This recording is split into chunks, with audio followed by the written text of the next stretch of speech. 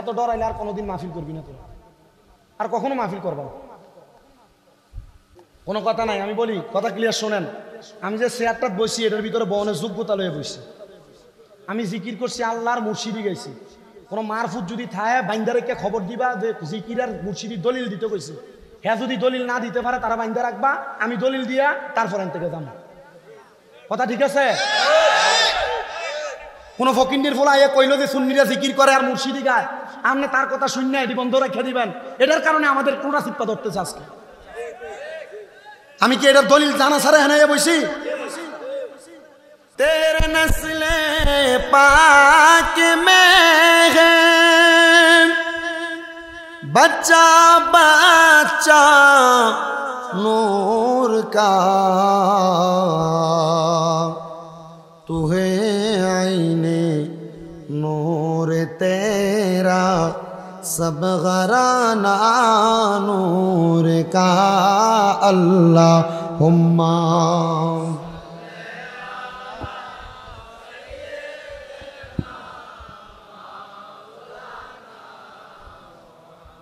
ওয়ালা আলি।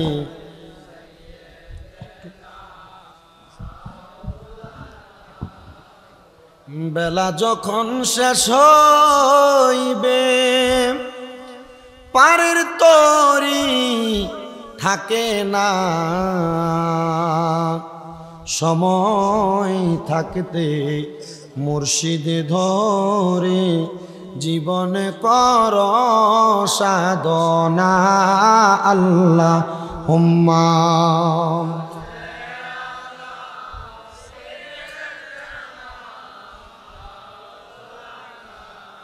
মুহাম্মদ ওয়া আলা আলিহি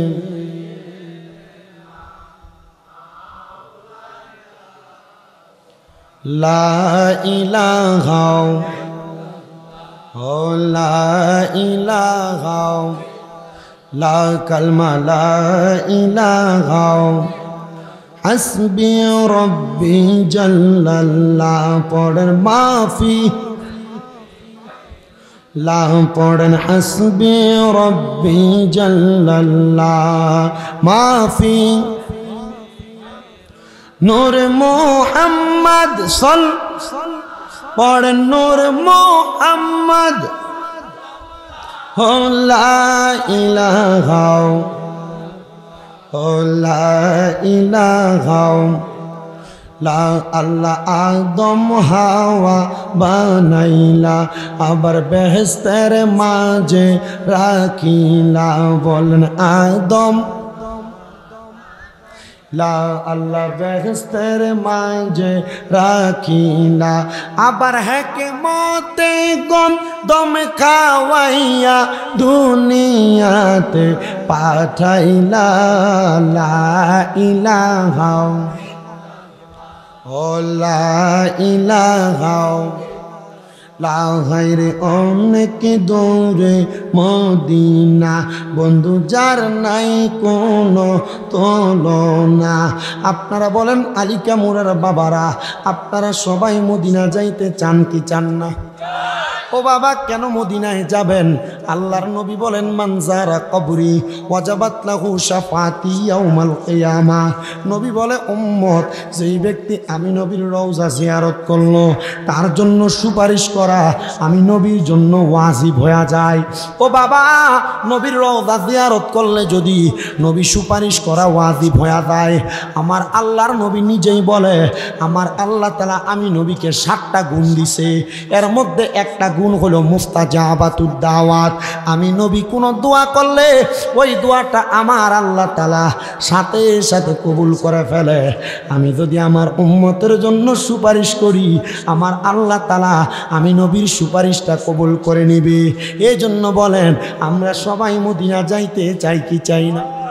যারা যারা যাইতে চাই ডান হাতটা সোজা করে আল্লাহরা দেখাই, জবান খুলে জোরে একটা তাকবীর হোক।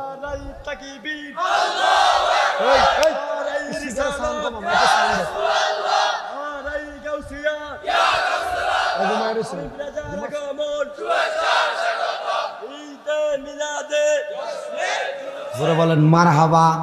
তাহলে মদিনা যাইতে চাই কি চাই না? তাহলে জবান খুলে জোরে জোরে পড়েন, দয়াল আল্লাহ দয়া কর, দয়া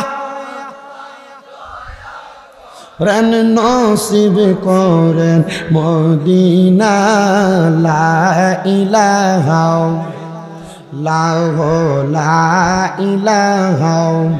বন্ধু নামাজে রোজা চাইরো না, কেহ মা বাবার খেদমত চাইরো না, আমার নবীর দুরূদ বইল না, আমার নবীও তোমায় বলবে না। লা ইলাহা লা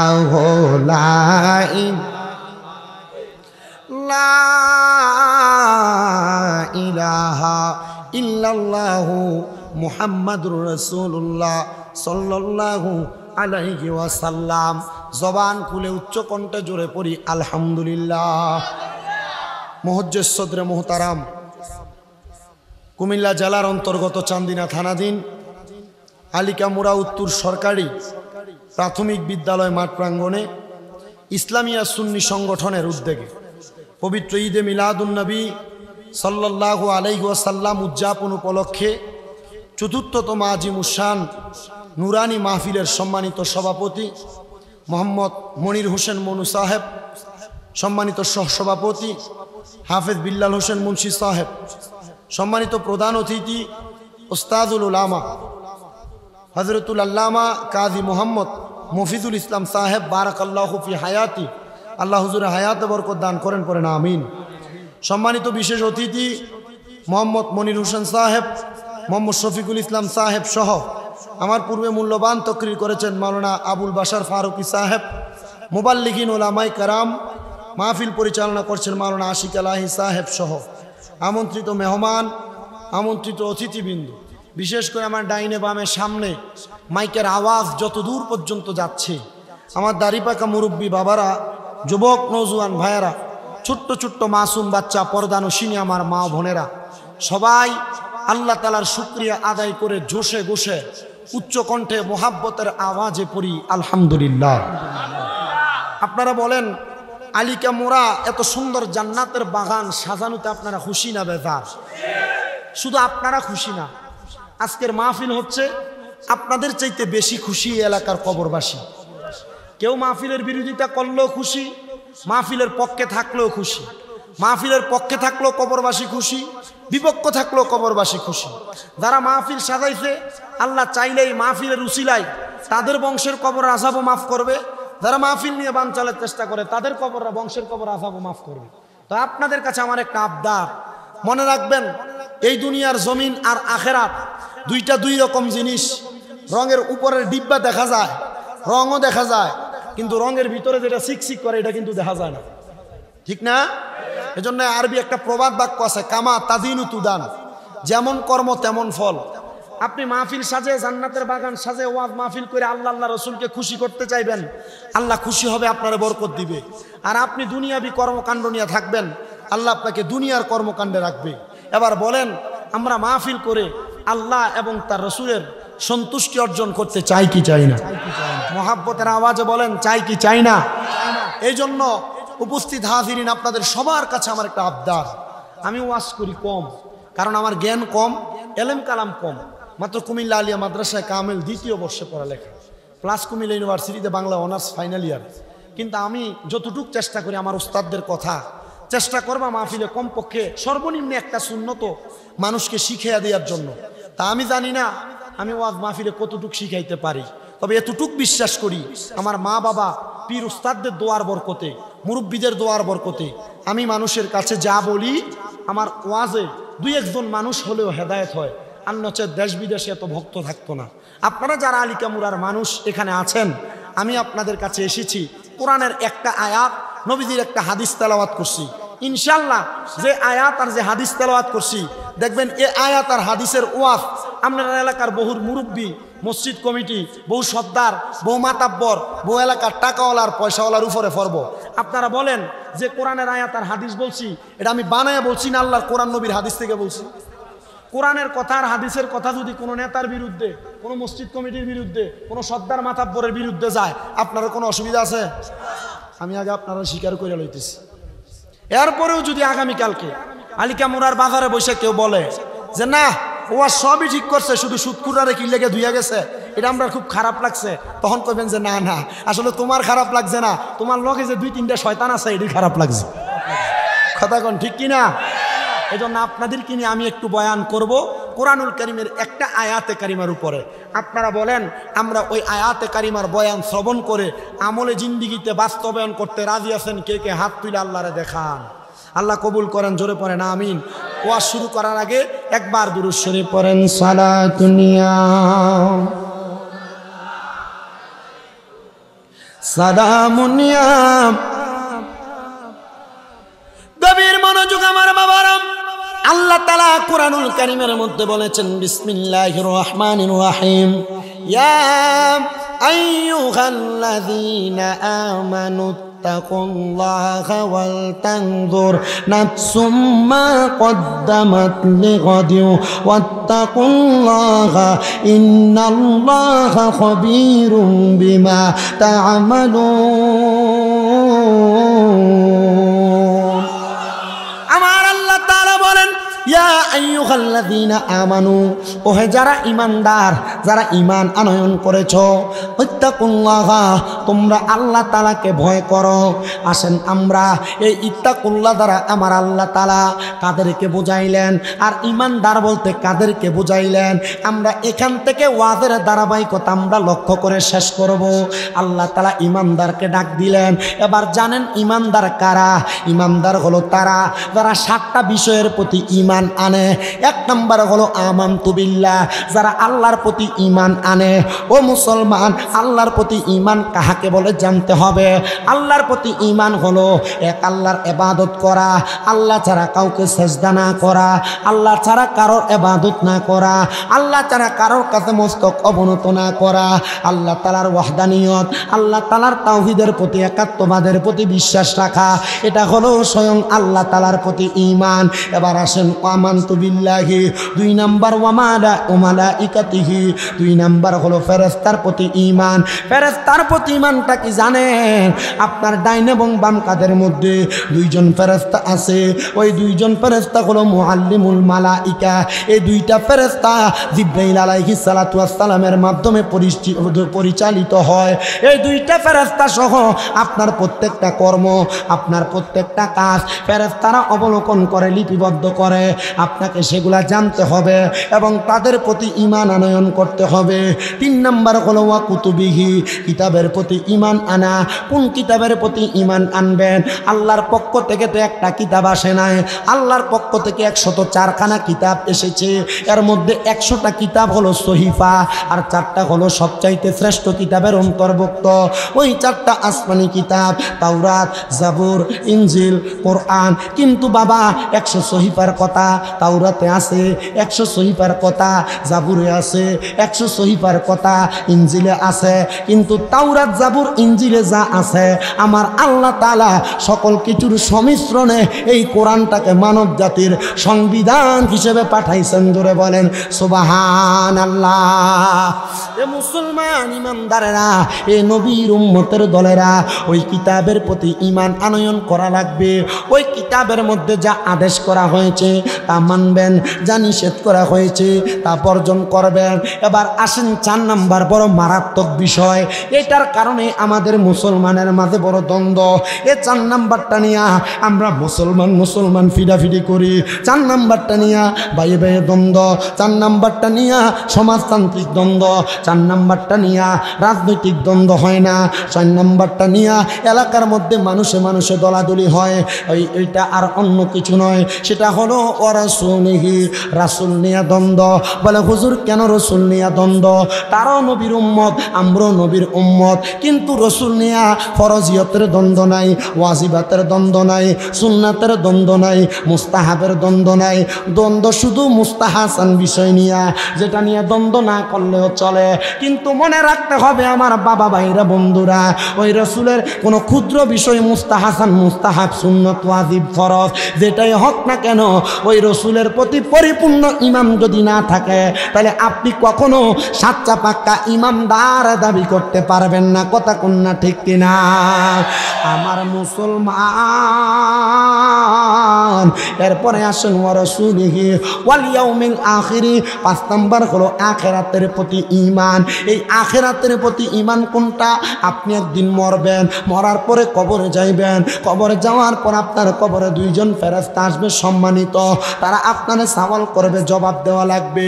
ওই কবরের মধ্যে আপনার জন্য হাসরের ময়দান আছে, আপনার জন্য ফুলসিরাত আছে, আপনার জন্য জান্নাত আছে, আপনার জন্য জাহান্নাম আছে।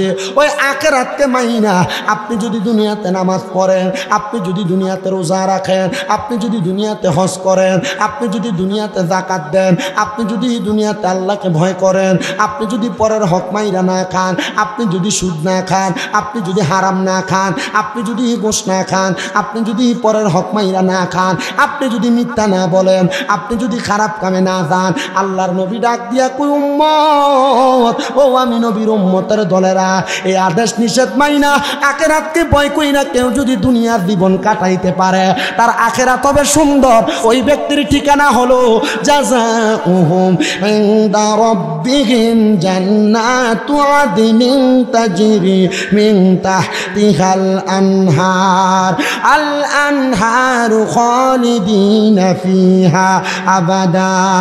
জবান খুলে জোরে জোরে পড়েন সুবহানাল্লাহ। ওই ব্যক্তির ঠিকানা জান্নাত, কোনো সাধারণ জান্নাত নয়। ওই ব্যক্তির ঠিকানা হলো আমার আল্লাহ তাআলার জান্নাতুল আদন। সাহাবাই কেরাম ডাক দিয়া বলে, ইয়া রাসূলুল্লাহ, নবী গো,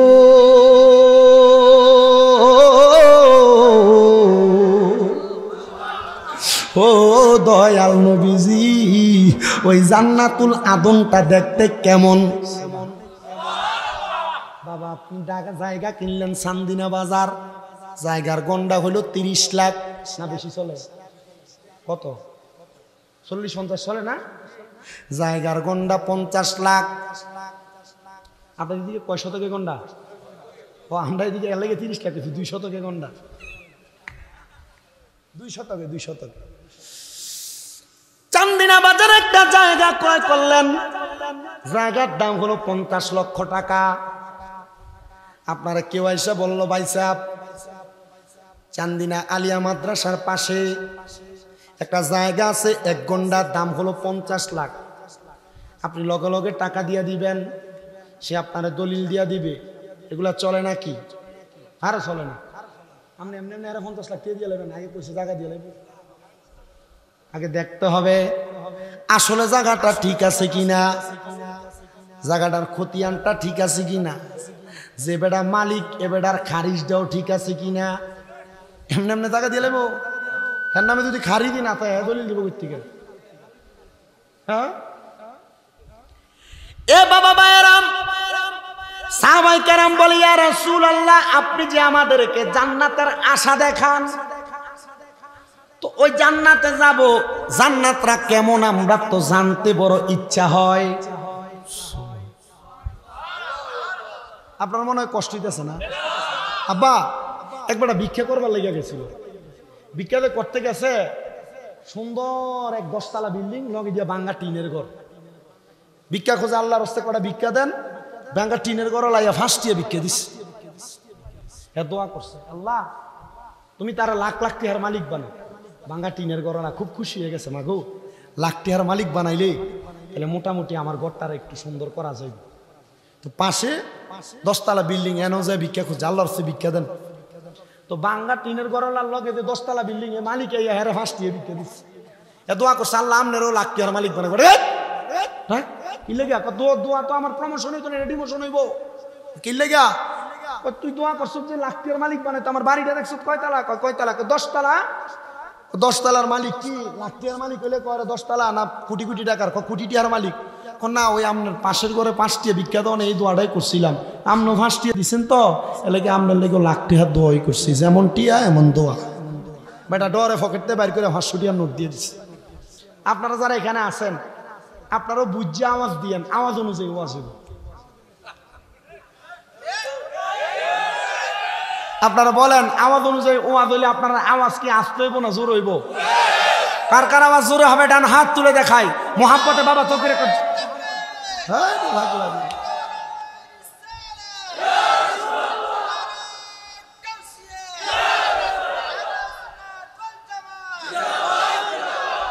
জোরে বলেন মারহাবা। তাহলে আমরা সবাই খুশি।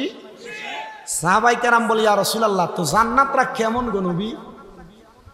আমার নবী আবার আল্লাহ তাআলার কোরআনুল কারীমের এই আয়াত থেকে বলতেছেন, তাজরি বড় সুন্দর, তাহতিহাল আনহার, এত সুন্দর এটার নিচে দিয়ে একটা নহর প্রবাহিত হয়। সুবহানাল্লাহ না? তাফসীর ইবনে কাসির কুমিল্লা আলিয়া মাদ্রাসায় কামেল প্রথম বর্ষ দ্বিতীয় বর্ষে পড়ানো হয়। তাফসীরে জালালাইন শরীফ আলিম ক্লাস থেকে পড়ানো হয়। ও বাবা, এই দুইটা তাফসীরের কিতাবে এই আয়াতে কারিমার একটা হাদিস উল্লেখ করেছেন আল্লামা ইবনে কাসির। কি করেছেন একটু মনোযোগ দিয়ে শুনেন। তিনি বলেন, জগতের মানুষ আমার নবীকে, নবীর সাহাবী হযরত আনাস ইবনে মালিক রাদিয়াল্লাহু তাআলা আনহু প্রশ্ন করেছি, ইয়া রাসূলুল্লাহ, নবীজি ওই জান্নাত যে এত সুন্দর বললেন, জান্নাতের নিচে দিয়ে একটা যে নদী প্রবাহিত, ওই নদীটা কিসের নদী? কিসের নদী মানি? নদী মানি তো নদী দিয়ে পানি যাবে, হয় গোলা পানি নয় ক্লিয়ার টাইপের পানি।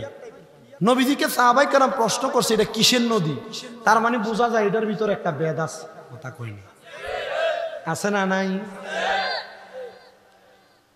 সাহাবায়ে কেরাম বলে, ইয়া রাসূলুল্লাহ, এই নদীটা কেমন নদী? আমার নবী বলেন, এক নাম্বার, এই নদীটা হলো ইন্না আতাইনা কাল কাউসার, কাউসারের পানির নদী। যেই পানি কেউ যদি একবার পান করতে পারে গো, তার হাসরের ময়দান কায়েম হওয়ার আগ পর্যন্ত, কিয়ামত হওয়ার আগ পর্যন্ত ওই ব্যক্তির পানির পিপাসা লাগবে না। সাহাবীরা কান্দে, ইয়া রাসূলুল্লাহ, এই পানি কি আমাদের নসিবে আছে? এই পানি কি আমাদের ভাগ্যে আছে? না না না, এই পানি তোমাদের না নবী গো। কাদের? বলে যাদের অন্তরে আল্লাহ এবং তার রাসূলের প্রতি ঈমান আছে। এ বাবা, আপনি বলতেছেন আল্লাহ রাসূলের প্রতি ঈমান আছে, কিন্তু আপনার এলাকার মধ্যে আল্লাহ রাসূলকে নিয়ে মন্তব্য করা হয়, বাজে কথা বলা হয়, রাসূলের শান ও আজমতের বিরুদ্ধে কথা বলা হয়, আপনার কোনো প্রতিবাদ নাই। আল্লাহর কসম, কোন মুসলমানের ভিতরে যদি যারা পরিমাণ ঈমান থাকে, তার সামনে কোনো বেঈমান মুনাফিক রাসূলের বিরুদ্ধে বলতে পারে না, ইসলাম নিয়ে কটূক্তি করতে পারে না, কোরআন নিয়ে কটূক্তি করতে পারে না।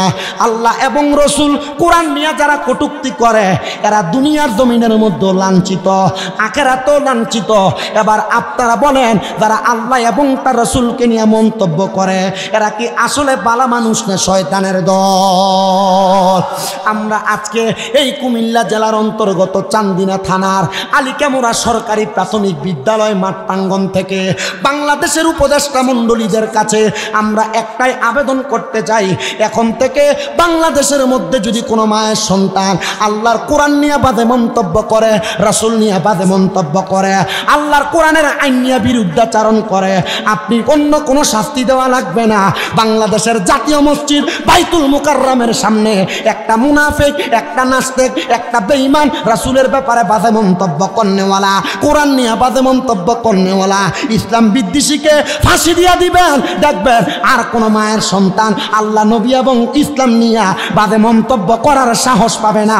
আপনারা বলেন, বাংলার সংসদে এমন একটা আইন বাস্তবায়ন হোক, আমরা মুসলমান সবাই চাই কি চাই না?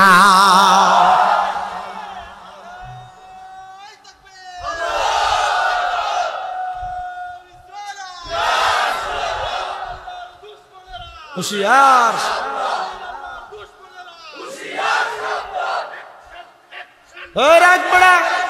বাইরের দেশের ডলার খেয়ে কালার ফাল্টায়, ইসলাম নিয়ে মন্তব্য করে, কোরআন নিয়ে মন্তব্য করে, রাসূলের শান ও আজমতের ইজ্জতের চাদর ধরে টানাটানি করে। আমরা বাংলাদেশের মুসলমান যারা সুন্নি মুসলমান, আমরা চাই বাংলাদেশের সংসদে এমন একটা আইন বাস্তবায়ন হবে, আল্লাহ রাসূলের ইজ্জতের চাদর ধরে যারা টানাটানি করে এদেরকে বাইতুল মুকাররমের সামনে ফাঁসি দিয়ে এদের ফাঁসির কার্য বাস্তবায়ন করতে হবে। সবাই চাই কি চাই? একটারা ফাঁসি দিয়ে দিলে এরপর আরেকটা সাহস হইতে। তাসলিমা নাসরিনের মতো বেহায় মহিলা বাংলাদেশ ছাড়া লাগছে, কথা কয় না? ছাড়া নাই? টাকলা মুরাদে বহুত কিছু করণের পরে এমপিত্ব বাতিল হয়েছে, কথা কয় না? কথা কয় না? হয়েছে না? আমাদের কথা হলো আপনি রাজনীতি করেন, আপনার রাজনীতি আপনার কাছে, কারণ রাজনীতি আছে, রাজনীতি নাই, রাজনীতি আসবে, রাজনীতি যাবে। আল্লাহ রসুল কি আসবে যাবে না থাকবে? এটা নিয়ে বাজে মন্তব্য করবেন, জিহ্বাটা এটা ছিঁড়ে ফেলা হবে। ইসলাম ছিল আছে থাকবে, আল্লাহর কোরআন ছিল আছে থাকবে, রসুল ছিল আছে থাকবে, এগুলা নিয়ে বাজে মন্তব্য করা যাবে না। করা যাবে? যেই কথা বলতেছিলাম, এই ইন্না আতয়না কাল কাউসারের পানি কারা পান করবে মনে আছে? তাহলে তারা কারা? যাদের অন্তরে আল্লাহ নবীর প্রেম আছে।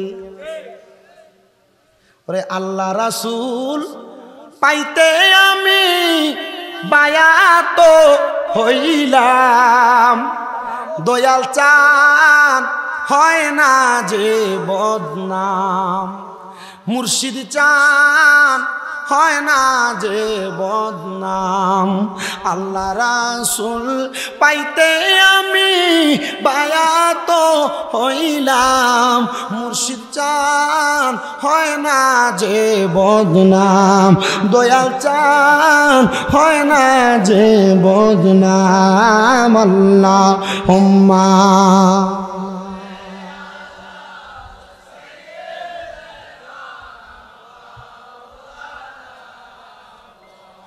وعلى آله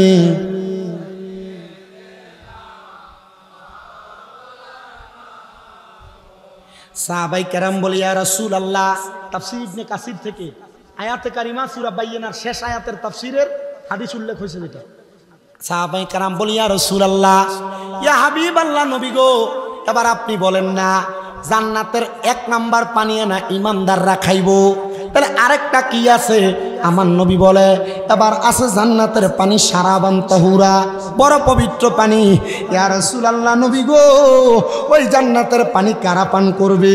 এবার আবার নবী বলতেছে ওই জান্নাতের পানি তো তারা পান করবে যারা কখনো হারাম খাবার খায় নাই, যারা কোনোদিন সুদ খায় নাই, যারা কোনোদিন গোশ খায় নাই, যারা কোনোদিন পরের হক মাইরা খায় নাই।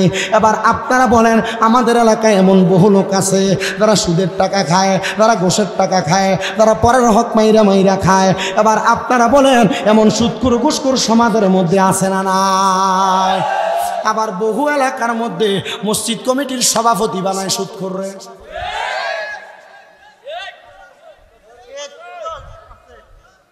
ওই পাগলা কই আছে? কথা কন না, আছে না নাই? মসজিদ কমিটির সেক্রেটারি বানায় সুদখোররে, মসজিদ কমিটির ক্যাশিয়ার বানায় ঘুষখোররে, এলাকার সর্দার মাতাব্বরির দায়িত্ব দেয় হারামখোররে।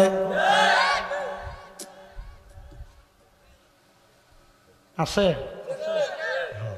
আছে আছে কইতাছি, শুধু একটু সময় দেন। এমন বহুত বিচারপতি আর ফতাইন্না আছে তলে দিয়া 500 টাকা খিচ দেওয়ানোর পরে বিচার ঘুরা জায়গা। এই কথা কান্না আছে না নাই?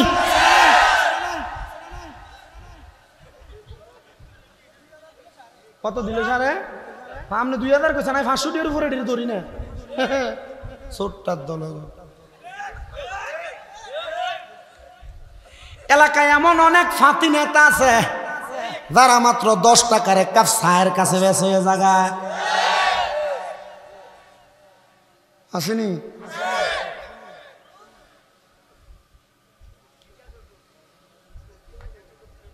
ওয়াদার লাগবো, ওয়া শেষ। ও মুসলমান, যদি হারাম খায়া থাকো, সুদের টাকা খায়া থাকো, গোশের টাকা খায়া থাকো, পরের হক মাইরা খায়া থাকো, সাবধান সতর্ক, সুদের টাকা খায়ও না, পরের হক মেরা খায়ও না, হারাম টাকা ঘুষের টাকা খায়ও না। যদি এটা করো আমার আল্লাহ তাআলার কাছে জবাব দেওয়া লাগবে। বলে হুজুর কেমনে কিভাবে জবাব দেওয়া লাগবে? ও নবীর উম্মত, আশিক রাসূল আমার ভাই বাবারাম, জবাবটা এভাবে দিবা। রহমতুল্লিল আলামিন নবী আমার বলতেছেন, যদি কোনো মানুষ সুদ খায়, যদি কোনো মানুষ ঘুষ খায়, কোনো মানুষ হারাম খায়, আমি নবী মেরাজে যাওয়ার পরে আমি তাকে দেখলাম এক জাতের মানুষ জাহান্নামের মধ্যে, যাদের পেটটা কালবুয়ুতিন ঘরের মতো। কথা কয় না কিসের মতো? কালবুয়ুতিন ঘরের মতো। নবী গো তারা কারা? বলে সুদখোর যারা, ঘুষখোর যারা, হারামখোর যারা, তাদের পেটটাই কালবুয়ুতিন ঘরের মতো। ও দয়ার নবী বুঝতে পারলাম ঘরের মতো। আর কি অবস্থা? বলে তাদের পেটের মধ্যে বড় বড় সাপ আর বিচ্ছু তাদের কলিজাতে কামড় দেয়। সুদখোরেরা সুদ খাইবি, খাইতে থাক, তবে কবরে গেলে পেটটা ঘরের মতো যাইব গা, হাঁটতে পারবা না। কবরের মধ্যে পেটের মধ্যে তোমার সাপে দংশন করবে, চলতে পারবা না। এই জন্য আপনারা বলেন জান্নাতের সারা বান্তগুরা পান করার জন্য আমাদের সবাইকে এমন হারাম থেকে বেঁচে থাকার দরকার আছে না নাই? মুসলমান, এবার আছে আরেকটা জান্নাতের পানি। ও নবী গো সেই পানিটা কোনটা? বলে ওই পানিটা হলো জান্নাতের লাবান, মানে জান্নাতের লাবান, জান্নাতের দুধ। ও নবী জান্নাতের দুধরা কে পান করবে? বলে জান্নাতের দুধ পান করবে তারা যারা কখনো পরের হক মাইরা খায় নাই। পরের হক কোনটা? আপনার ভাই মারা গেছে, বাতিদার জমি বোঝাইয়া দেন নাই। আপনার মা বাপ মারা গেছে, বোনের হকটা মাপ দিয়ে দেন নাই। আপনারা কোন এমন জাতের মানুষ আছে না নাই? মা বাপ মারা যাওয়ার পরে বোনের হকটা বুঝাইয়া দেয় না, ভাইয়ের মতো করে চলে, ছোট ভাইয়ের হকটা বুঝাইয়া দেয় না। বড় ভাইয়ের 10টা ফুট, ছোট ভাইয়ের 2টা মাইয়া থাকার কারণে জুলুম করে, তার হকটা তারে বুঝাইয়া দেয় না। ও আব্বারে, যদি কোনো মানুষের 1 স্তবক জমি তুমি দখল করো, 1 সুতা পরিমাণ জমি দখল করো, তাইলে আল্লাহ তাআলা তোমাকে 7 জমিনের পরিমাণ 7 স্তবক জমি তোমার গর্দানের মধ্যে ঝুলিয়ে দিবে। কবরে যাওয়ার পর গর্দান উঠে দাঁড়াইতে পারবা না। যেই ব্যক্তির জমি খাইলা তার সামনে তোমার মস্তক অবনত থাকবে। যদি জান্নাতের মধু, জান্নাতের দুধ পান করতে চাও, তাইলে তুমি কোনোদিন পরের হক খাইও না, কাউরে ওজনে কম দিও না, কারোরে মিথ্যা বইলা মাল বেচো না, কারোর অনুমতি ছাড়া গাছের আম জাম চুরি কইরো না, কারণ অনুমতি ছাড়া ক্ষেতের থেকে গাছের নিচে করে মূলা চুরি করো না। আপনারা কোনে মনে দায়িত্ব মার্কা চোর স্বেচ্ছর সোনার বাংলাদেশে আছে না না?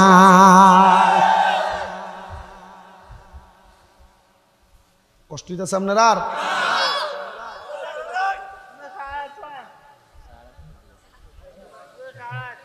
40 মিনিট অলরেডি হয়ে গেছে। কেমনে গেছি কে সময় আমি এডিটার পাইতেছি না। আর আধা ঘন্টা বলি। রাজি আছেন? তোমরা তো কইবে সারা রাত।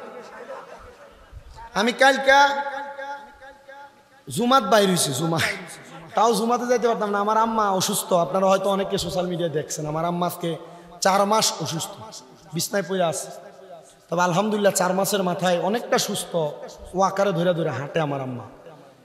তো আমি আলহামদুলিল্লাহ খেদমত কমতি রাখি নাই, যতটুকু করার দরকার। এখন আপনারা দোয়ায়, আমার এক নরসিংদীর ভক্ত এবিডি আইছে, এবিডি আমার আম্মার খেদমত করছে।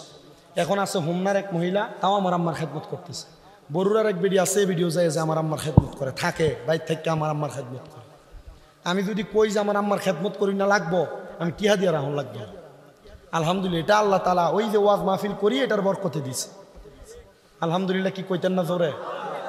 আমি প্রথম যে 2 মাস আমার আম্মা অসুস্থ ছিল, এটা খাট আর এটা হলো নিচ ফ্লোর।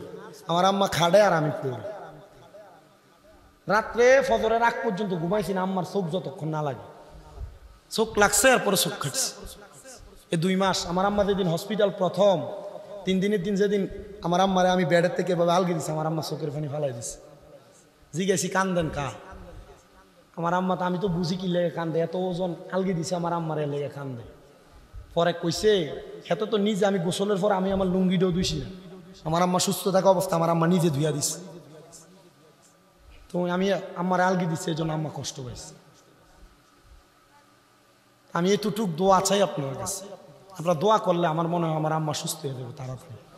আমার বহু ওস্তাদ, বহু ভক্তবিন্দুরা মক্কায় যে আল্লাহর কাবা করে গিলাপ ধরে ধরে দোয়া করছে, মদিনা শরীফ রসুলের রওজার সামনে দোয়া করছে। আমার এক ভাই আছে হানিফ ভাই, মদিনা শরীফ মালিশ করে পরিষ্কার করে রওজাটা, উনি মাঝে মাঝে প্রত্যেক দিন আমার এমনি ফোন দেয়, দিয়ে আমার লেগে দোয়া করে, আমার আম্মার লেগে দোয়া করে। আপনার দোয়া করতেন না? আমি অস্বাভাবিক অবস্থায় কালকে আমার আম্মা, আমি যে আগের দিন মাহফিল করছি ব্রাহ্মণবাড়িয়া, কইরা যে আসছি, আসার পরে যে ফজরের তাও 7টা বাজে মনে আমার চোখ লাগবে, 7টা সাড়ে 7টা বাজে, তখনও দেখি 7টা 22 বাজে। তখন আমার আম্মা 12:30 বাজে এই ওয়াকাত দিয়ে ঠেস দিয়ে দিয়ে আমার ডাক দে, কি তারে একজন আমার সরাই দিনা যাচ্ছে ওরস না দিন, 12:30 বাজে। তাড়াতাড়ি উঠা কোনো রকম পাঞ্জাবি গায়ে দিয়া পাগড়ি পরে দৌড়ে গেছে। জুমা শেষ কইরা, মসজিদের দাওয়াত শেষ কইরা, আবার জুলুসা ছিল কুমিল্লা টাউন হলে, এই জুলুসে গেছি। এখান থেকে আইয়া মসজিদে জুমান মিলাদুন্নবীর মাহফিলা ছিল, শেষ করছি। কইরা আগে যে মসজিদে নামাজ পড়াইতাম হজরত পাড়া, ওই এলাকায় মিলাদুন্নবীর মাহফিল শেষ করছি। যাই আবার ওই আম্মুর লোক কথা কয়ে ঘুমাইতে ঘুমাইতে ফজরের পর আজকে ওইটা আবার শাহপুর দরবারের জুলুস, রেজবিয়া দরবারের তারা করছে। এই জুলুসে এখান থেকে শরিক হইয়া আপনার রেহান আইছে। শরীরের একটা ধারাবাহিকতা আমি শুনছি, মাওলানা আবুল বাশার ফারুকী সাহেব যখন ওয়াজ করে, এবার বয়স বুড়া গলা জোয়ান, আর আমি বেশি বেশি ওয়াজ করতে করতে আমার বয়স জোয়ান গলা বুড়া, আমার বয়স জোয়ান গলা বুড়ো হয়ে গেছে।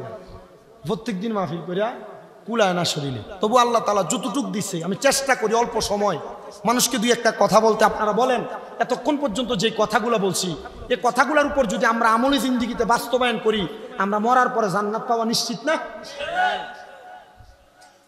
ও আজকে আপনি সাজানো লাগে মিয়া? আপনার এলাকায় মসজিদ কয়টা? আলিকামুরা বহুত মসজিদ আছে না? এই আলিকামুরা যতলা মসজিদ প্রতি জুমায় দুই ইমাম সাহেব কোনো না কোনো বিষয়ের উপর ওয়াজ করে। আপনারা যদি ইমাম সাহেবের আলোচনা করা এই বিষয়গুলোর উপর আমল করতেন, আলিকামুরা একবার বান্দা থাকতেন, আল্লাহর বন্ধু হয়ে যেতেন আর আল্লাহর অলি হয়ে যেতেন। এখন তো অলি হয়েছেন না, কারণ ওয়াজ করে ঠিক, এখান দিয়ে ঢুকান ওইখান দিয়ে বাইর করেন, অলির নামে বলি হয়ে বই রয়েছেন, এক একটা আমল করে না। আপনারা বলেন আমরা সব ওয়াজ মাহফিলগুলা আমলে জিন্দেগিতে বাস্তবায়ন করার দরকার আছে না নাই? তাহলে পরের হক খাওয়া যাবে, জমি দখল করা যাবে, ওজনে কম দেওয়া যাবে, কারোর গাছের ফল ফুল নিজে নিজে ছিঁড়ে লয়ে চলে যাওয়া যাবে। সাবধান, সতর্ক আমার মুসলমানেরা। আরেকটা আছে জান্নাতের মধু। এই জান্নাতের নদীর মধ্যে 4 প্রকারের পানি প্রবাহিত হয়। ওই জান্নাতের মধু তারা পান করবে যারা কখনো দুনিয়ার জমিনের মধ্যে নেশা করে নাই, নেশা। কিন্তু আমাদের এলাকার যুবক এত নষ্ট হয়ে যাচ্ছে। যুবক, এ যুবক ভাই, সিগারেটের মাধ্যমে, গাঞ্জা ইয়াবার মাধ্যমে তুমি তোমার নিজের জীবনটাকে নাশ করে দিতেছ। আর ডাক্তার দোকানে এমন অনেক সমস্যাওয়ালা ফার্মাসিস্ট আছে যারা টাফনিল নামক নেশার ট্যাবলেট আর ঘুমের ট্যাবলেট বিক্রি কইরা এলাকার যুবক পোলা ভান্ডারে ট্যাবলেট কোন নেশা করে বানাইতেছে। আপনারা বলেন এমন সমাজের মধ্যে খারাপ মানুষ আছে না নাই? এ যুবক ভাই, এ মুরব্বী বাবা, এ আমার এলাকার যুবক ভাইরা, নেশার দিকে যাইও না। মনে রাখবা এই নেশা বড় মারাত্মক জিনিস, এটা তোমার জীবনকে নাশ করে দিবে। এই নেশা নামক গজবটা বহু পরিবার নষ্ট করে দিছে, বহু মেয়েদেরকে তালাক প্রাপ্তা বানাইছে।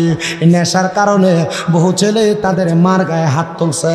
এই নেশার কারণে বহু ছেলে তাদের বাবার গায়ে হাত তুলছে। এই নেশার কারণে বহু ছেলেরা চুরি চামারি শিখছে।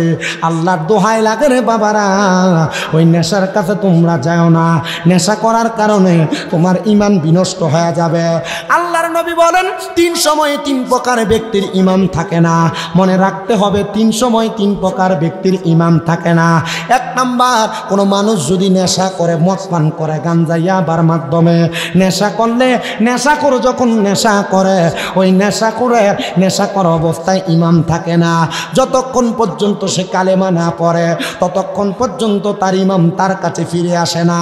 এই জন্য আপনাদেরকে মনে রাখতে হবে যারা নেশা করে তাদের ইমান থাকে না। তাহলে যারা বেঈমান তার লগে আমার কোনো সম্পর্ক নাই। কিন্তু অনকার ফুলাফান সম্পর্ক করতে যাইয়া নেশা খোরটার লগে করে, ইয়াবা খোরটার লগে করে, ফেন্সিডিল খোরার ট্যাবলেট খোরটার লগে করে। কারণ কি? বলে নেশা করে লগে কেন সম্পর্ক করলা? বলে তার লগে এলাকায় যদি একজন লাগে তাহলে সে ফোন করলে 10-12-15টা মোটর সাইকেল লই আইয়ে তারপর কইয়া ঝগড়া করবার লাগা। দেখবেন এক একটা চেহারা গান জুটির মতো দেয়া। ওই কথা কোনে মনে আছে না নাই? তাহলে নেশা করে ইমান কি আছে না গেছে? তাহলে নেশা করে সাথে আমাদের কোনো সম্পর্ক, কথা কোন না সম্পর্ক? পোলাপান, মুরব্বী, যুবক ভাই যারা সিগারেট খায়, সিগারেট এই ব্যাপারে একটা সতর্কবাণী দিয়ে দেই, ইনশাল্লাহ সিগারেট খানা আশা করি বন্ধ হবে। আমি বহু সিগারেট খুরদের কাছে অবজারভেশন করছি। আপনি চিন্তা করে দেখছেন আমি কি জিনিস নিয়ে অবজারভেশন করছি? বহু সিগারেট খুররার লগে অবজারভেশন করছি। আমার লগে দাখিল পরীক্ষা দিয়ে এরপরে পড়ালেখা বন্ধ হয়ে গেছে এমন বহুত যুবক আছে। আমি আমার লগের কয়েকটা যারা সিগারেট খায় এটি শিখাইছি। আমি রাস্তা দিয়ে আসি মাঝে মাঝে, মোটর সাইকেলে থাকলে যদি দেখি যে সিগারেট খায়, এটা আমার দেখলাম মোটর সিগারেটটা আমি সিপ দিয়ে মোড়ে লয়ে এলাম। আমি দিয়ে গেলাম তুই সিগারেট খাস কি লেগে, কি মজা পাস? এটা তো ধোঁয়া, এছাড়া কিছু আছে? আমার একটা উত্তর দিছে, দোস্ত রে দোস্ত, এই সিগারেট খেলে একটা কবুতর খেলে যে শক্তি, একটা সিগারেট খেলে শক্তি হয়। চিন্তা করে দেখছেন, শয়তান তারা চাকরি দিয়ে শয়তান ছুটিতে গেছে। তো বললাম তো খাস কেন? আরে কইস না, অমুক একদিন কইছিল একটা টান দিয়ে দেখ কি হইব, একটা টান দিয়ে দেখ কি হইব। তোমার দোস্ত যে তোমার সিগারেট ধরাইছে, এরপরে যদি ফেমিকার লগে ঝগড়া হয়, সিগারেটটা ছাড়া তার রাইট হয় না। আরেক জাতের খাচ্চর বেড আইতেছে, যেটি বাথরুমে বইয়ে বইয়ে সিগারেট খায়। কি কথা কন না কা? আসিনি শাস্তাগঞ্জ রেল স্টেশন 2017 সাল ডিসেম্বর মাস আমি ওয়াজ করি তখন থেকে। তো আমি ওয়াশরুমে গেছি, ওয়াশরুম থেকে বাইর হওয়ার সময় দেখতেছি যে উপর দিয়ে ধোঁয়া বাইর হয়। প্রথম চিন্তা করছি মনে মনে আসছে না ঘুমটা গুণ লাগছে, পরে না বুঝলাম যে বাথরুম হয়তো কেউ সিগারেট খায়। আমি কাজ দিয়ে একটা লোক পাইছি, একটু জিগাই লই। আর আমি দাঁড়াই রইলাম, বেড়া বাইরে না, কাকা আমি কি সিগারেটটা বাথরুমে ভেবে খাইছেন? হ। আমি কইলাম ইয়া এক লোক মা বাদ যদি দিয়ে খাইতে পারবেন না? আমরা না এটা তো ভাবতাম না, তো খান কিনলে তো সিগারেট না কাকা, ওই সিগারেটটা খাইলে বাথরুমটা ক্লিয়ার হয়।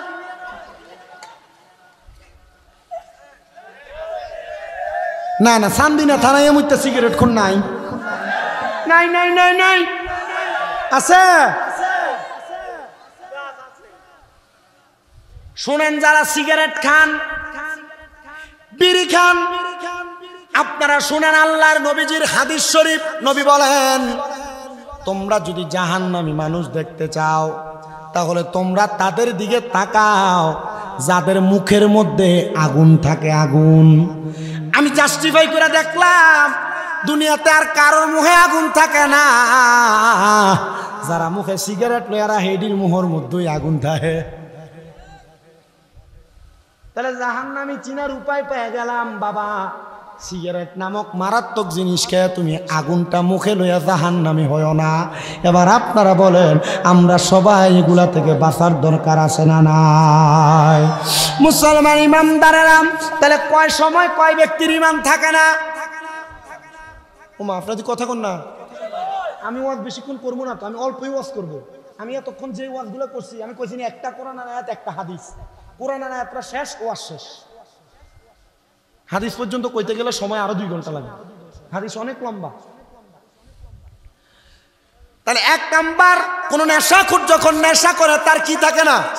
ইমান থাকে না। তাহলে বেঈমানের সাথে আমাদের কোনো সম্পর্ক নাই, তাহলে নেশাখোরের সঙ্গে আমাদের কোনো সম্পর্ক থাকবে না।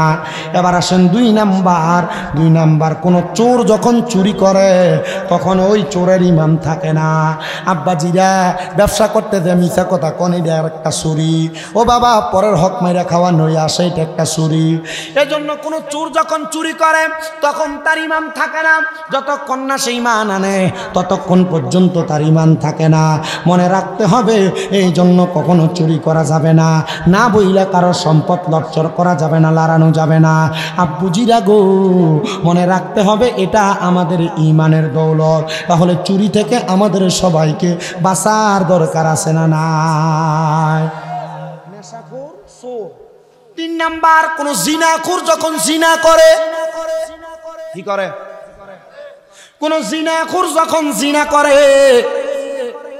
বউ আছে, অবৈধ সম্পর্ক, বউ থাকার পরেও কোন জিনাখোর যখন জিনা করে, এ জিনা করার কারণে, জিনা করার সময় তার ঈমান থাকে না। এ বাবা,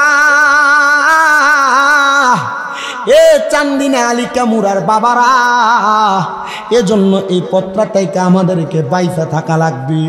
যতক্ষণ পর্যন্ত কালিমা না পড়ে ততক্ষণ পর্যন্ত তার ঈমান তার কাছে ফিরে আসে না। এবার আপনারা বলেন, আমাদের সবাইকে এই 3টা কাজ বর্জন করার দরকার আছে না নাই? তো বলছিলাম আখিরাতের কথা, আখিরাতের মধ্যে আল্লাহ তাআলা জান্নাত দিবে, ওই জান্নাতের নিয়ামতের কথা। এবার আসুন বাবারা, ওই আখিরাতের প্রতি ঈমানের পরে আল্লাহর নবী বলেন, ওয়াল ইয়াউমিল আখিরি ওয়াল কদরি খাইরিহি ওয়া শাররিহি। আরেকটা বিষয় হইল তাকদীরের ভালো এবং মন্দর প্রতি ঈমান আনা। আপনি এলাকার মধ্যে বাস করেন, আপনার ডাইনে একজন বাস করে, আপনার বামে একজন বাস করে। ওয়াল কদরি খাইরিহি ওয়া শাররিহি, তাকদীরের ভালো এবং মন্দের প্রতি ঈমান হইল আপনি মাসে 300 টাকা কামাই করেন, কিন্তু আপনার ছোট ভাই মাসে 3000 কামাই করে। আবার আপনার আরেক ছোট ভাই বিদেশ যাইয়া মাসে 3 লাখ কামাই করে। আপনি কইতেছেন আল্লাহ তার দিকে তাকায়, তার দিকে তাকায়, আমার দিকে তাকায় না। আল্লাহ তো চাইলে আমারও সম্পদের মালিক বানাইতে পারত। আব্বাজি মনে রাখবা, এমন চিন্তা যখন তোমার ভিতরে আসবে ঈমান দুর্বল হয়ে যাবে। যদি তুমি 300 টাকা কামাই করো, বলবা আলহামদুলিল্লাহ। 5000 কামাই করো, আলহামদুলিল্লাহ। আর 5 লাখ কামাই করো, আলহামদুলিল্লাহ। এবার আপনারা বলেন, আল্লাহ আমাদেরকে যতটুকু দান করেছেন আমরা সবাই ততটুকুর উপর সন্তুষ্ট থাকার দরকার আছে না নাই? এ মুসলমান ইমানদার, এ নবীর উম্মতের দল, মিনাল্লাহি তাআলা ওয়াল বাসি বাদাল মাউত। আরেকটা হলো আমার আল্লাহ তাআলা আমাদেরকে মৃত্যুবরণ করার পরে আবার ইন্তেকালের পরে আমাদেরকে উত্তোলন করবে, কবর থেকে বের করবে আমাদের হিসাব নিকাশ করার জন্য। আমাদেরকে সেটার প্রতি ঈমান আনয়ন করা লাগবে। এবার আসেন, কেন রাখবে, কেন লাগবে, কেন লাগবে? কারণ আমার আল্লাহ তাআলা আমাদেরকে যে জান্নাত দিবে, জান্নাতের এত নিয়ামত দিবে, এগুলা পাওয়ার জন্য তো যোগ্যতা পাওয়ার দরকার। সাহাবায়ে কেরাম প্রশ্ন করি, ইয়া রাসূলুল্লাহ, ওই যোগ্যতাটা কি আপনি বলেন না? আল্লাহর নবী বলে, রাদিয়াল্লাহু আনহুম ওয়া রাদু আন, ওই যোগ্যতা হলো আল্লাহকে সন্তুষ্ট করা লাগবে, আর আমার আল্লাহ তোমার প্রতি সন্তুষ্ট হওয়া লাগবে। আল্লাহরে কেমনে সন্তুষ্ট করবা? আল্লাহরে সন্তুষ্ট করার মাধ্যম হলো, আল্লাহর নবী বলে, রাদার রব্বি ফি রিদাল ওয়ালিদাইন, আম্মা আব্বার সন্তুষ্ট করলে আমার আল্লাহ তাআলা সন্তুষ্ট হয়ে যায়। এ বাবা, এ নবীর উম্মতের দলেরা, এই জন্য সবাই আম্মা আব্বারে সন্তুষ্ট করবা। আল্লাহর নবী বলে, শুধু তাই নয়, রাদিয়াল্লাহু আনহুম ওয়া রাদু আন, যালিকা লিমান খাশিয়া রাব্বা, আর যারা আল্লাহকে সবচাইতে বেশি ভয় করে তারাই আমার আল্লাহ তাআলার ওই জান্নাতে থাকবে। চিন্তা করে দেখছো নি রে, আম্মা আব্বারে সন্তুষ্টি করলে আমার আল্লাহ তাআলা সন্তুষ্টি হয়ে যাবে। কিন্তু আজকের এই আলিকা মুরার মাহফিলে হয়তো এমন অনেক সন্তান বসেছে তারা বউয়ের কথা শুই না মারে ধমক দেয়, বউয়ের কথা শুই না বাবারে বাদ দেয় না, মা বাপরে জুদা করে দিছে। আপনারা বলেন, বর্তমান সমাজে এমন কাহিল পরিস্থিতি আছে না না? হে আলিকা মুরার বাবা, কষ্ট দিস না রে, আব্বারে ধমক দিস না রে, তাদেরকে জুদা করিস না রে। তুমি কাম থেকে আসার পরে তোমার বউ তোমার কাছে তোমার মায়ের ব্যাপারে কি যেন বলছি, তুমি যাইয়া তোমার আম্মারে ধমক দাও। সন্তান তোমার পায়ের মধ্যে হাত জোর করে দইরা বলি রে, ওই মারে তুই কষ্ট দিস না। আল্লাহর পরে নবী আমার, আল্লাহর পরে নবী আমার, তারপরে মা জননী, মা যে আমার নয়নের মণি, মাঝে আমার নয়নের মনি। ওরে মাঝে আমায় মানুষ করলো রক্ত পানি কইরা, এখন কেমনে শুইয়া রইছে কবর দেশে যাইয়া মাগো কবর দেশে যাইয়া। তোমার জন্য কান্দি মাগো, তোমার যেন কান্দি মাগো, চোখে জরে চোখের পানি, মাঝে আমার নয়নের মনি। বলেন মাঝে আমার, বলেন আল্লাহর পরে নবী আমার, আল্লাহর পরে নবী আমার, তারপরে মা জননী, মাঝে আমার নয়নের মনি। হায়রে মাঝে আমার নয়নের। ওরে 10 মাস 10 দিন গর্ভে দইরা ধরাই আনলো মা, কেমনে রে সন্তান তুই ওই মার খানা দাও না। ওরে কত সন্তানে মা হারাইয়া, কত সন্তান মা হারাইয়া বুঝে হারাইছে জননী। হায়রে মাঝে আমার নয়নের মনি, কন্যা মাঝে আমার নেরে মনি। হায়রে আল্লাহর পড়ে নবী আমার, আল্লাহর পড়ে নবী আমার, তারপরে মা জননী, মাঝে আমার নয়নের মনি, মাঝে আমার নয়নের মনি। এ দুনিয়ার মুসলমান, হে নবীর উম্মতের দল, আমি জানি না রে কে তার মারে জুদা কইরা দিছ, কে তার মারে দমক দিছ, বাপরে দমক দিছ। দে যুবক ভাই তোর পা সামনে দে, আমি আমার জিব্বাটা লাগাইয়া তোর পাউডা পরিষ্কার কইরা দিমু। ওই মার মনে কষ্ট দিয়া, ওই বাবার মনে কষ্ট দিয়া হালিকা মুরার জমিনে এর থাইকা বড় মিলাদুন নবী তাফসীর মাহফিল করবা, আল্লাহর কসম কোনো লাভ হবে না। যদি তারারে খুশি করতে পারো রে, তোমার জীবন ধন্য হইয়া যাবে। আমি জানি না রে কারা জানি তারার মা বাবার মনে কষ্ট দিছে। যদি সুযোগ পাও রে, ওয়াদা করো রে, এখান থেকে বাড়িতে যাইয়া মা বাবার পা সিয়া সিয়া মাপ চাইবা। যতক্ষণ পর্যন্ত তোমার মা তোমার বাপ মুখ দিয়া বলছে মাফ করে দিছি, ততক্ষণ পর্যন্ত মা বাবার পাও চাইরো না। কেন জানোনি? মা বাপ যদি মাপ না করে আমার আল্লাহ তোমারে মাফ করবে না। মা বাপ যদি ক্ষমা না করে আল্লাহ তোমারে ক্ষমা করবে না। আমি জানি না সন্তান তোমরা তোমাদের মা বাবার পাশিয়া মাপ চাও কিনা। জানোস রে ও আলিকা মুরার বাবারা, আমি শুধু মা বাবার পাশিয়া মাপ চাই না, আমি মাঝে মাঝে সুযোগ পাইলে আমার মার পায়ে চুমা দেই, আমি সুযোগ পাইলে আমার আব্বার পায়ে চুমা দেই।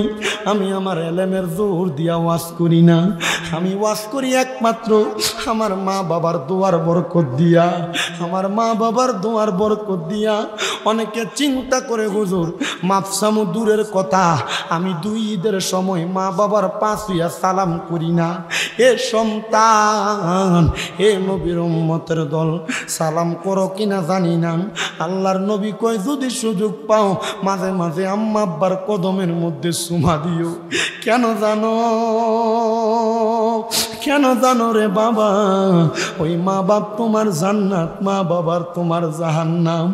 ওই মা বাবার মনে কষ্ট দিয়া জান্নাতে যাইতে পারবা না, জাহান্নাম অবধারিত। মা বাপরে খুশি করলে জান্নাতে যাইবা, এটাই তোমার নিশ্চিত। ওয়াদা করো না আম্মা আব্বার পায়ে ধরে মাপ চাইবা। কিন্তু অনেক সন্তান চিন্তা করে হুজুর যারার বাড়িতে মা আছে তারা বাড়িতে যাইয়া মার পায়ে ধরে মাপ চাইব। আমার তো মা নাই, আমি কার পায়ে ধরে মাপ চাইব? হুজুর যারার বাড়িতে বাবা আছে তারা বাড়িতে যা বাবার পায়ে ধরে মাপ চাইব। হুজুর আমার তো আব্বা নাই, আমি কার পায়ে ধরে মাপ চাইব? ও সন্তান বুইলা গেছো, আব্বা ক্ষেতের মধ্যে উঠইয়া হইয়া রোয়া লাগাইতে লাগাইতে আব্বার মাজা ব্যথা হইয়া গেছে। আব্বা কাম করতে করতে আব্বার শরীরটা দুনায় গেছে। রাত্রবেলা পাউডারে খাটের লগে আসারে ওই আব্বা যে কবরে গেছে, কোনোদিন ওই আব্বারে ভালোবাসো এই কথাটা মুখ দিয়া বলছুনি। ভালোবাসি তোমায় বাবা, বুকটা যে যাইছি রে, তোমার কথা হৃদয় মাঝে পড়ছে বারে বারে। বাবা গো ও বাবা, বাবা গো ও বাবা, বাবা তুমি কেমন আছো ছোট মাটির ঘরে, তোমার কথা হৃদয় মাঝে পড়ছে বারে বারে। বাবা গো ও বাবা, বাবা গো ও বাবা, দরজাটা খুলতে খেয়ে যাই ধোকা, বাবা বুঝি বলছে এলে নাকি খোকা।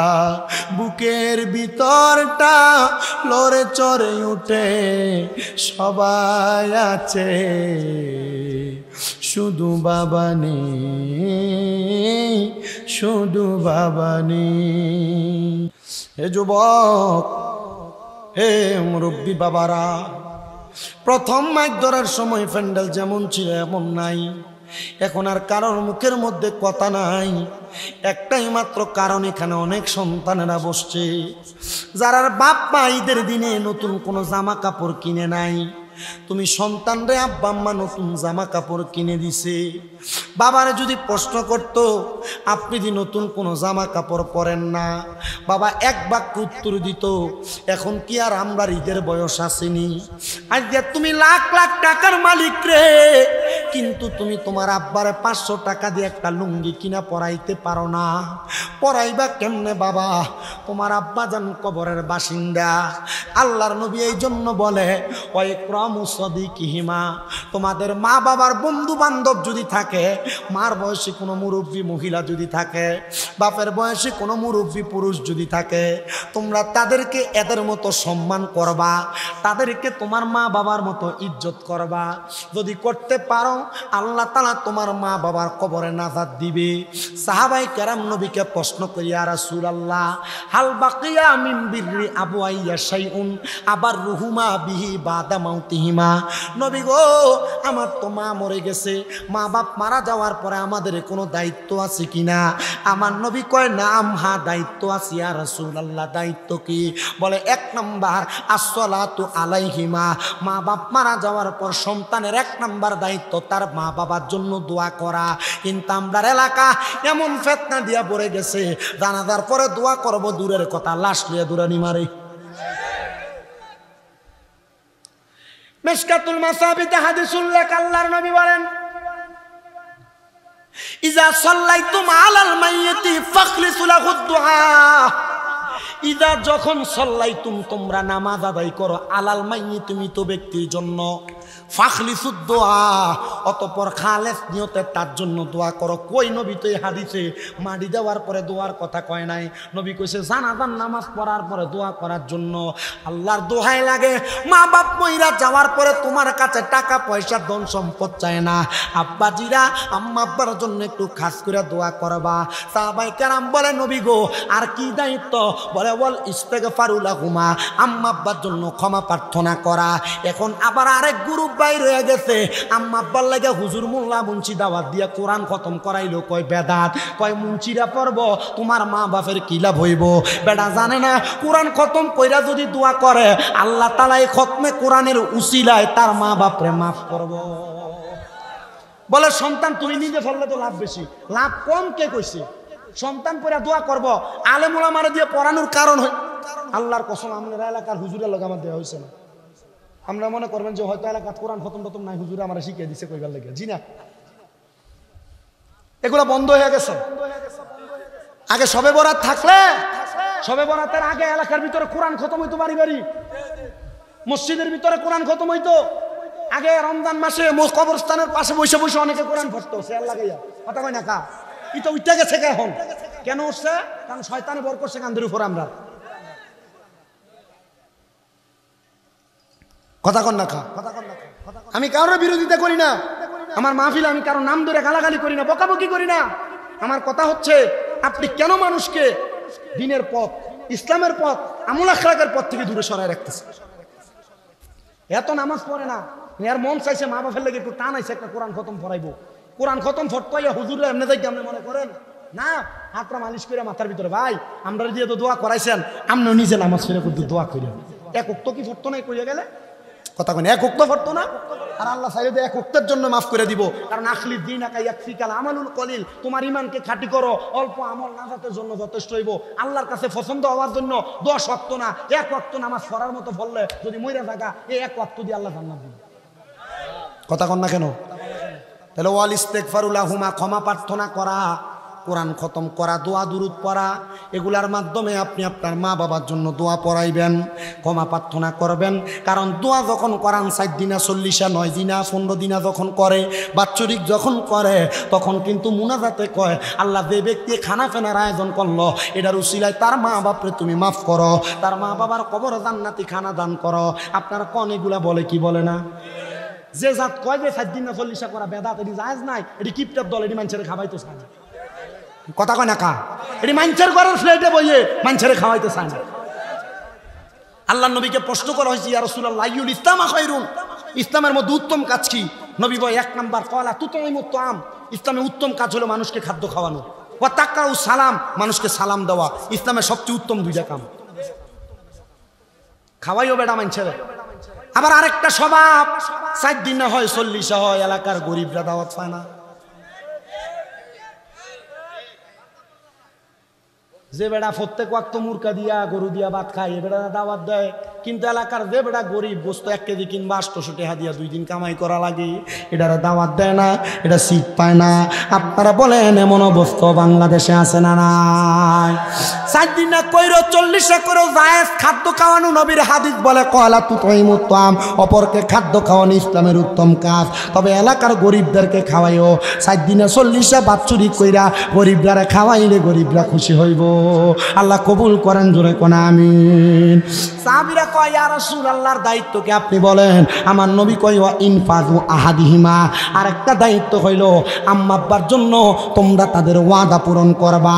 বহু সন্তান আছে মা বাপ মরে গেছে, লাশ মারি দেওয়ার আগে জায়গা ভাগ করা লাগে। এমন অনেক এলাকায় দেখা যায় মা বাপ মরে গেছে 4 দিন হয়েছে না, জমি জমা ভাগ করা লাগে। আপনারা কোন এমন গজিবা মার্কা সন্তানও সোনার বাংলাদেশে আছে না? ওই দিন সোশ্যাল মিডিয়ায় দেখছি এক বাবা মারা গেছে, দলিলের ভিতরে টিপসই লইতেছে, চেয়ারে বইয়া দেখছেন না?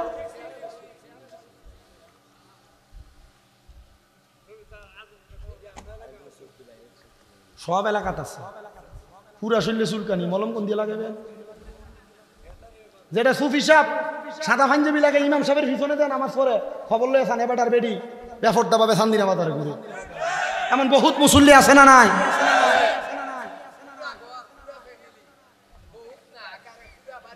পাঁচ ওয়াক্ত নামাজ পড়ে, কিন্তু বাড়ির সব দিকিটা বেফরটা, এবাটার ভাই সেঙ্কাটা নিয়ে হইলে এটার ভিতরে ডিজে পার্টি চলে। কথা কয় না কা? এবারে যদি কয় কাকা আপনি একটু মানা করতে পারেন না, বুঝে না বুঝে না বুঝে না। কথা কন না কা? আছে না নাই? শয়তান মার্কা বেটা কোন তো। হ্যাঁ, একবার মাহফিলে দাবাত দিয়ে আপনি সব ওয়াজ ভুলে দেখবেন আমার থেকে।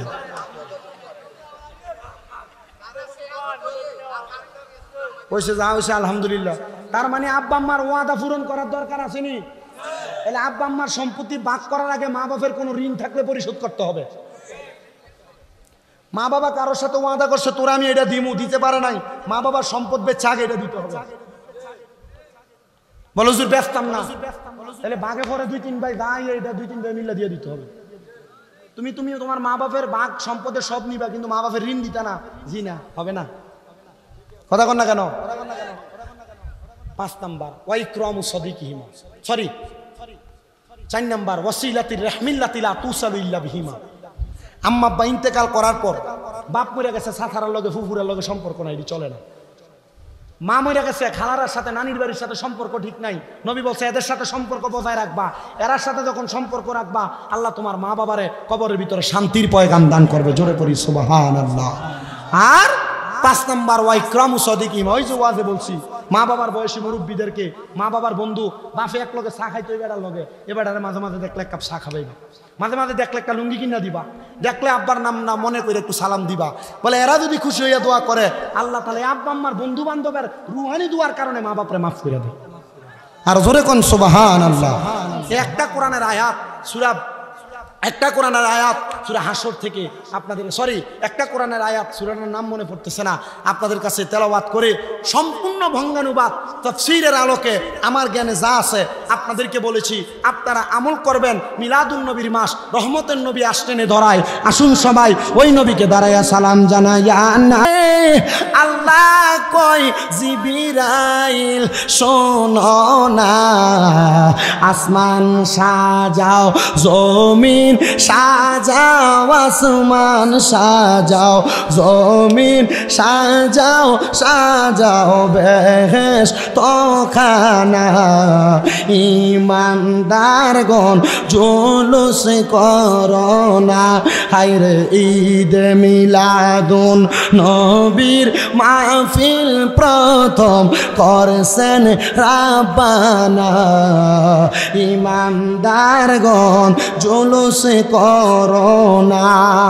পাগল রে সূরা আল ইমরানে আল্লাহ করেছেন ঘোষণা, মিলাদুন নবী পালন করতে, মিলাদুন নবী পালন করতে অঙ্গীকার করলেন রাব্বানা।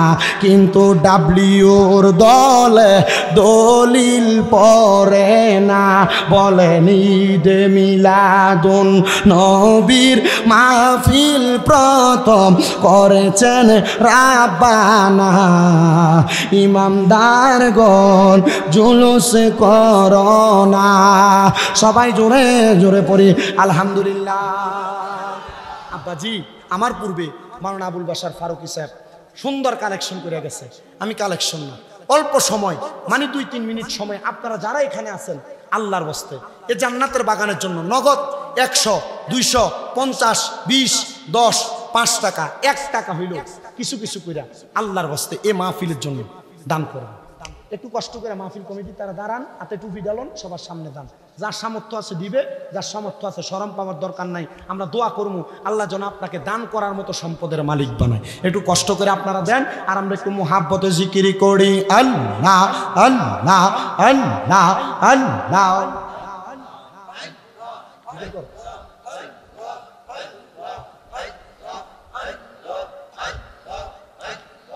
আল্লাহ আল্লাহ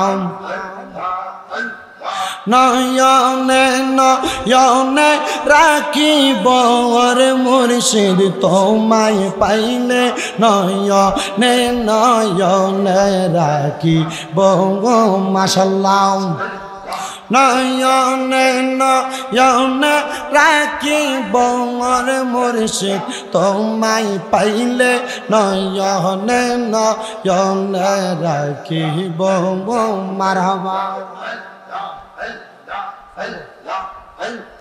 গোপন কথা তোমায় কইব আর কাউরে না শুনতে দিব, গোপন কথা তোমায় কইব আর কাউরে না শুনতে দিব। রাঙ্গা চরণ মইসা দিতাম রে মুর্শিদ তোমায় পাইলে, নয়নে নয়নে রাখিব মারহাবা। হৃদয় সাজাইয়া রাখবো তোমায় শোয়াইয়া মারহাবা।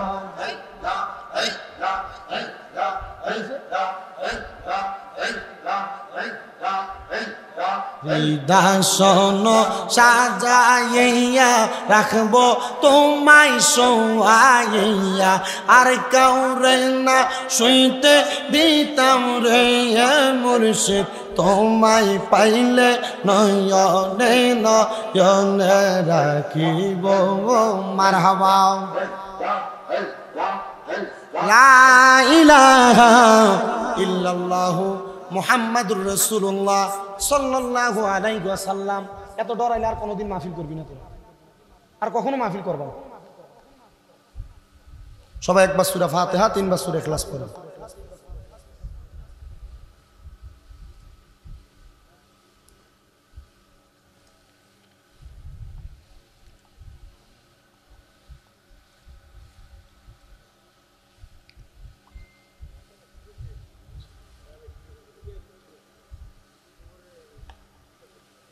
সাল্লাল্লাহু আলাইহি ওয়াসাল্লাম। কোনো কথা নাই, আমি বলি কথা ক্লিয়ার শোনেন। আমি যে চেয়ারটা বসি এটার ভিতরে বহনের যোগ্যতা লয়ে বসছি। আমি জিকির করছি, আল্লাহর মুর্শিদি গাইছি। কোনো মারফুত যদি থায় বাইন্দারেকে খবর দিবা যে জিকির আর মুর্শিদি দলিল দিতে কইছে। হ্যাঁ যদি দলিল না দিতে পারে তারা বাইন্দা রাখবা, আমি দলিল দিয়া তারপর আন থেকে যাম। কথা ঠিক আছে? কোনো ফকিন্দির ফোলা এ কইলো যে সুন্নিরা জিকির করে আর মুর্শিদি গায়, আপনি তার কথা শুননা এটি বন্ধ রেখে দিবেন। এটার কারণে আমাদের টোনা চিপ্পা ধরতেছে আজকে। আমি কি এটার দলিল জানা ছাড়া হেনাইয়া বসি? আর আমার বাড়িটা কুমিল্লা, আমি এনে সান্দিনে এসি ওয়াজ করতে, আমার লোকে সেটের বেটের করবে এমন কোন মারফুত আমার সামনে দাঁড়াক। ফিসে যে কথা কয় কয়ে দিবেন যে হুজুর কয়ে গেছে, ফিসে যে কথা কয় মুনাফিক। আল্লাহ আমাদেরকে বোঝার তৌফিক দান করুন। সবাই এক থাকবা, ঐক্য থাকবা, ইউনিটি থাকবা। একজন সুন্নির গায়ে হাত তুললে 10 জন যাবে পিছনে মিয়া।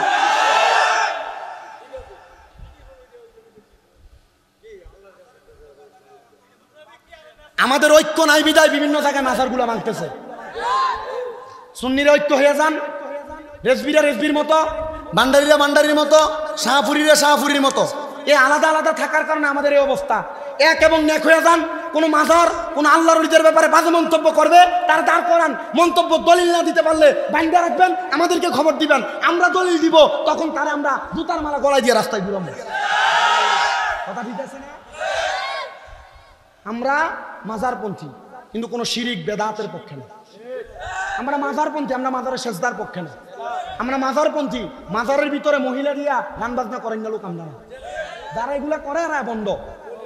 কথা কম না, বন্ডামির বিপক্ষে বলবেন, আপনার বিরুদ্ধে কেউ কথা বলতে পারে না। ইনশাআল্লাহ পড়েন, ইনশাআল্লাহ পড়েন। আল্লাহ তাআলা আলিকামুরা ইসলামিয়া সুন্নি সংগঠন নাম কি দিছেন? আরে নাম দুইটা এনে, একটা ইসলামী আর একটা সুন্নি। যারা ইসলামিয়া এরা হিলফুল ফুজুলের অন্তর্ভুক্ত। হিলফুল ফুজুল কারা? আল্লাহর নবীজি একটা সংগঠন খুলে দিতে মুসলমানদের জন্য, এই সংগঠনের নাম হিলফুল ফুজুল। হিলফুল ফুজুল সংগঠন যারা করে এরা শুধু কোরআন হাদিস জানা চলে না, এরা তরবারি ধরে কেমনে যুদ্ধের ময়দানে বদর উহুদ যুদ্ধ করা লাগছে তারা এটাও জানতো। তো তোমরা মাহফিল করবা, সুন্দর শেষ বিদায় মনে হয়, আর কিছু নাই মনে হয় নাকি? আল্লাহ তাআলা তোমাদের মাঝে ঈমানি চেতনা আরো বাড়ায় দিক, আমিন পড়ে। যারা যারা এই মাহফিলে টাকা দিছে, পয়সা দিছে, শ্রম দিছে, বুদ্ধি দিছে, পরামর্শ দিছে, এই মাহফিল আপনারা যারা আইসা মাহফিলকে সাফল্যমণ্ডিত করছেন, আল্লাহ আপনাদের সবাইকে কবুল করুন। আমার আম্মার জন্য দোয়া করবেন। আপনাদের দোয়ায় কুমিল্লাতে আমার যে মাদ্রাসাগুলো আছে, আমরা মাদ্রাসার ফলাফাইন নিয়ে রাস্তায় নেই, আমরা রাস্তা বন্ধ করি না। আমার যে ফলাফাইন আছে 1170 জন ফলাফাইন। কয়শ? 1170 জন ফলাফাইন কুমিল্লা বিশ্ব রোড দাঁড় করে দিলে একটা গাড়ি যাওয়ানোর জায়গা থাকবো? আমার ফলাফাইন নিয়ে আমি কখনো নামি নাই, শুধু গতকালকে জশ্নে জুলুসের ভিতরে নামাইছি, এই প্রথম। আমি আমার পোলাপান নিয়ে রাস্তা দিয়ে কখনো যদি কোনো জায়গায় দাওয়াতে লইয়া যাই, আলহামদুলিল্লাহ মানুষ তাকায় থাকে। আমার জন্য পীর মাশায়েখগণ দোয়া করে, আমার মাদ্রাসাগুলোর জন্য দোয়া করবেন। আর আপনারা ফুটা জিয়ে থাকলে মহিলা মাদ্রাসা আছে, অসুবিধা নেই, একবারে সেফটি, জেলখানার মতো বাইরে অনেক সুযোগ।